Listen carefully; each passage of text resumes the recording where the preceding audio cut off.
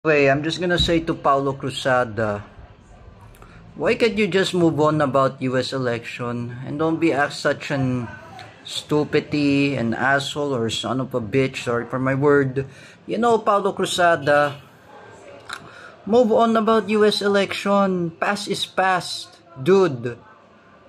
It almost for decades now, for months, it's coming 2025. For me, I have say to you, Paulo Cruzada, move on. Oh, US election is finally over.